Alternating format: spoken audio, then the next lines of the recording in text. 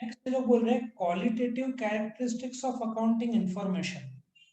अभी बोला है accounting means the numerical qualitative presentation of business transaction of financial nature.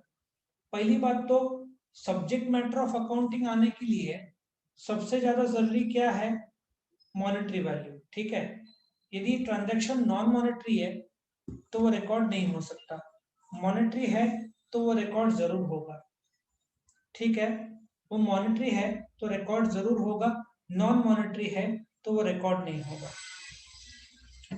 तो कैरेक्टरिस्टिक्स क्या है अकाउंटिंग इंफॉर्मेशन का जो रिकॉर्डिंग के बाद मिलता है? ठीक है, तुम रिकॉर्ड करते हो अकाउंटिंग में तो उसका कैरेक्टरिस्टिक क्या होना चाहिए?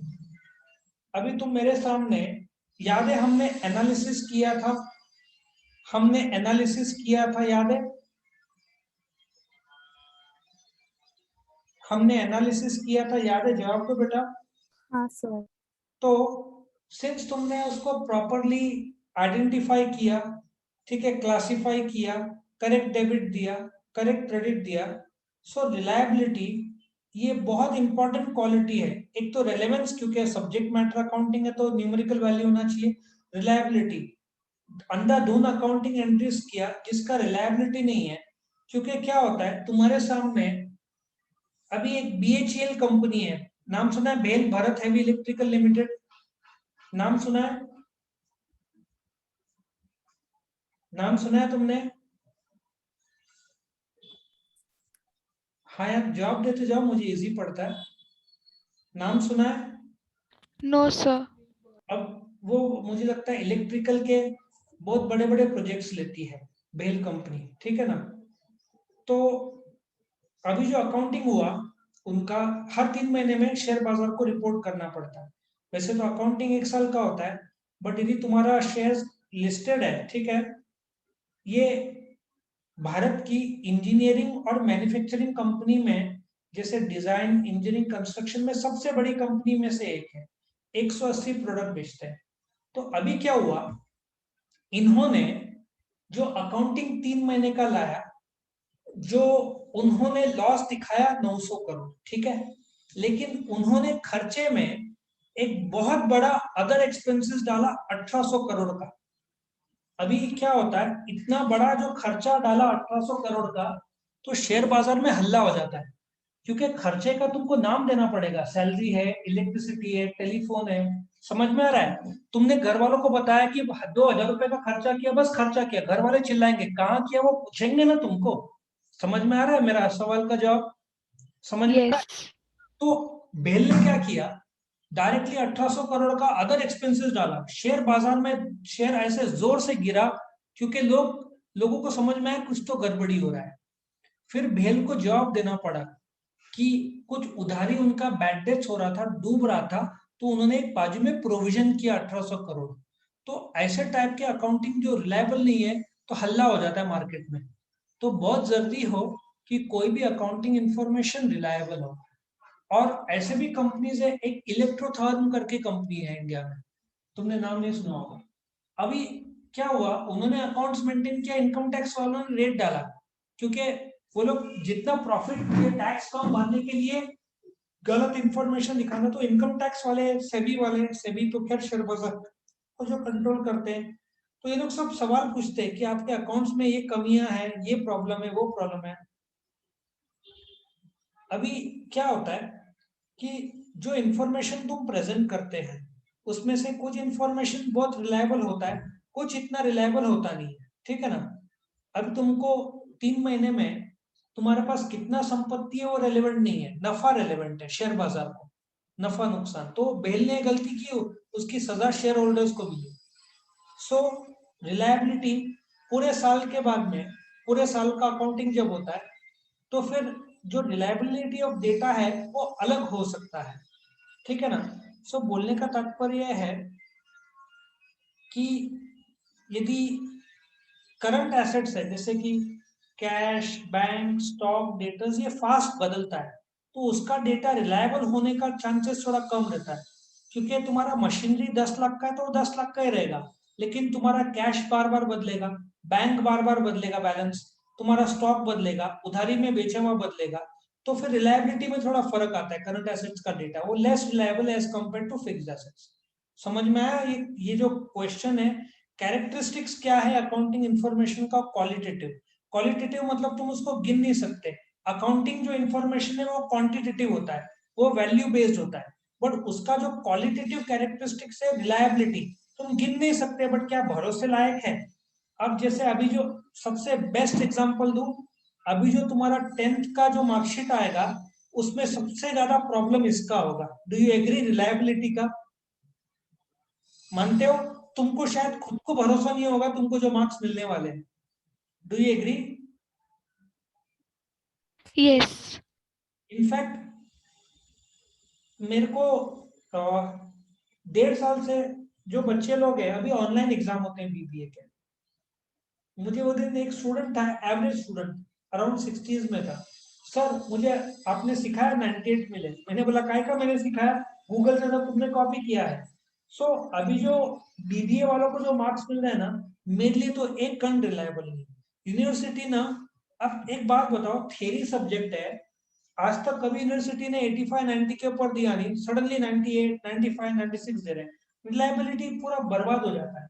आज के तारीख में बीबीए के जो मार्क्स है कहीं पे भी किसी भी प्रकार से रिलायबल नहीं है।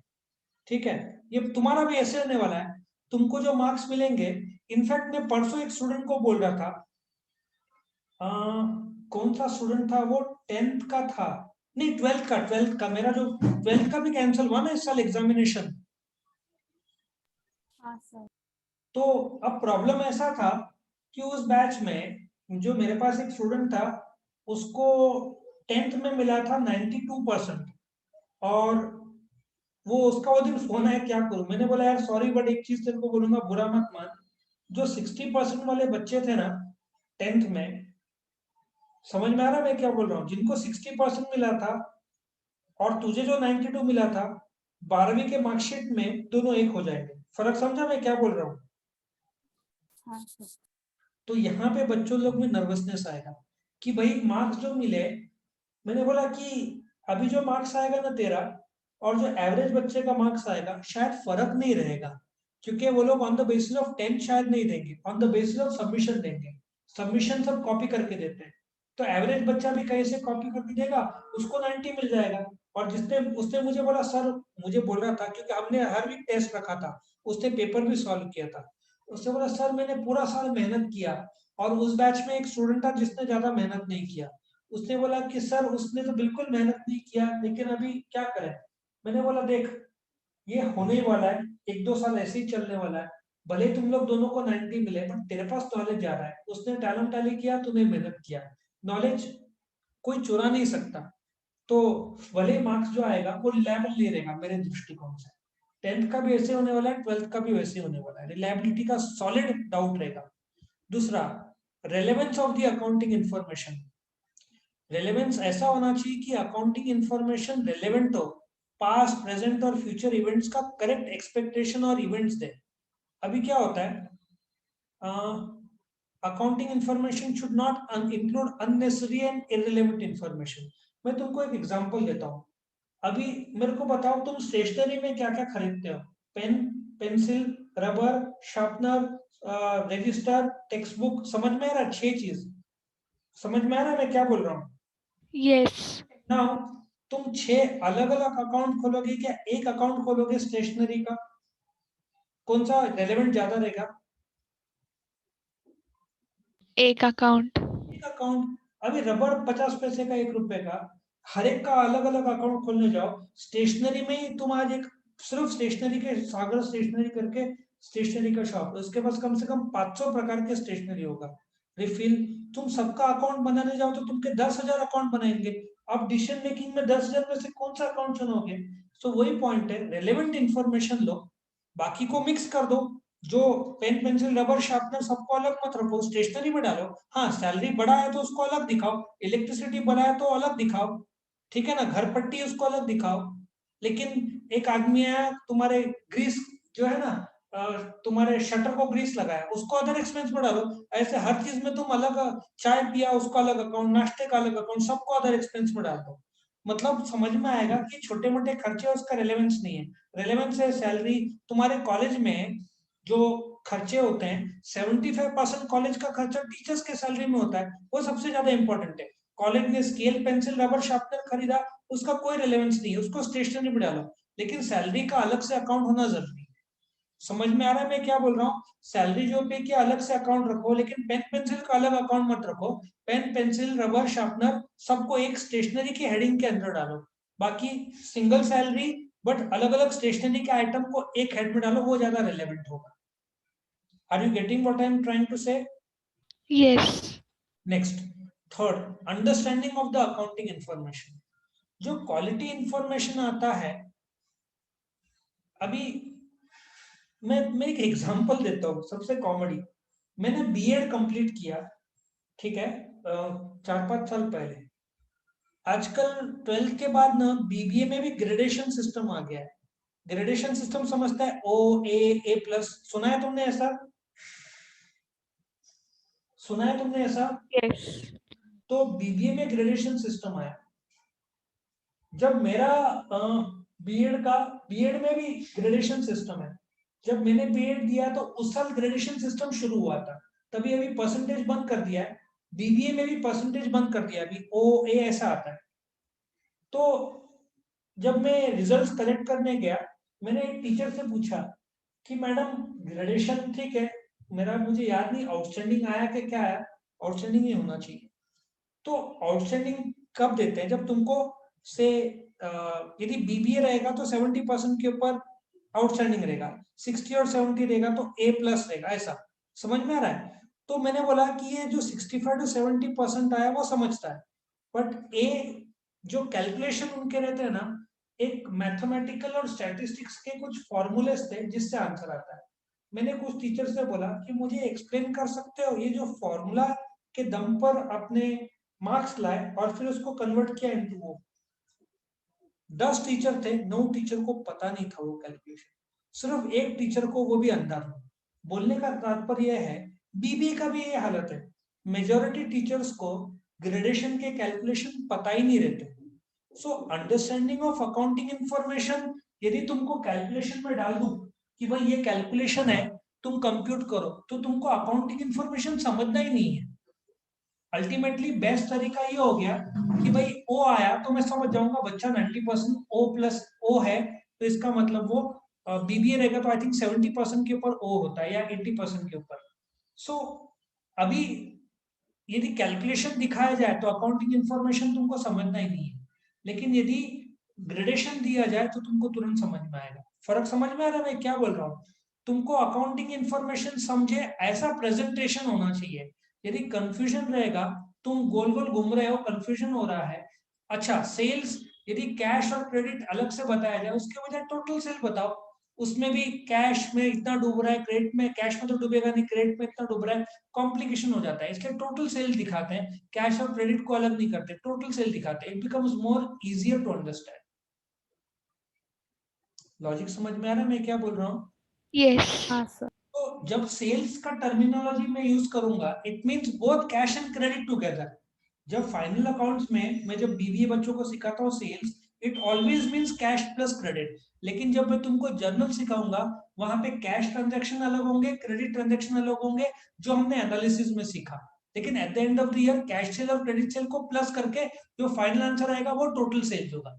तो अकाउंटिंग इंफॉर्मेशन में whenever you say sales it means total sales, लेकिन तुम हर चीज में कैश और क्रेडिट विभाजन करो तो वापस कंफ्यूजन क्रिएट होता है। और लास्ट में कंपैरेटिबिलिटी। अभी क्या होता है कि कंपैरेटिबिलिटी तब पॉसिबल है जब दो कंपनीज सेम टेक्निक फॉलो करते हो। मैं तुमको एक एग्जांपल देता हूँ। एक गोल्ड की कंपनी है, उसने, अभी गोल्ड के रेट्स बदलते रहते हैं, do you agree? Do you agree gold के रेट्स बदलते रहते हैं? हाँ Yes. सर। तुमने एक गोल्ड खरीदा 40,000 का, 1 तोला, दूसरा खरीदा 41,000 का और बेचा 50,000 का। अच्छा, तुमने क्या बोला? पहला फीफो मेथड, पहले खरीदा था 40, सो तुमने बेचा 50, तो तुम बोलोगे प्रॉफिट किया 10,000, 50 माइनस 40 10,000। समझ में आ रहा है मैं क्या बोल रहा हूँ?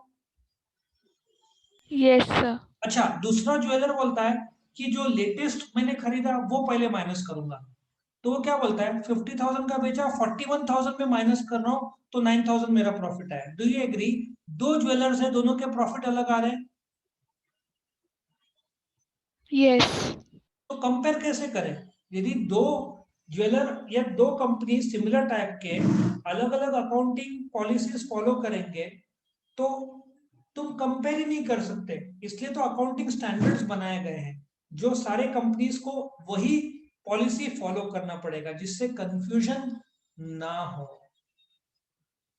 अब समझा ये चारों पॉइंट जो था qualitative characteristics of accounting information. Yes. Okay, so अभी हम क्या करेंगे, नेक्स्ट क्वेश्चन में आएंगे।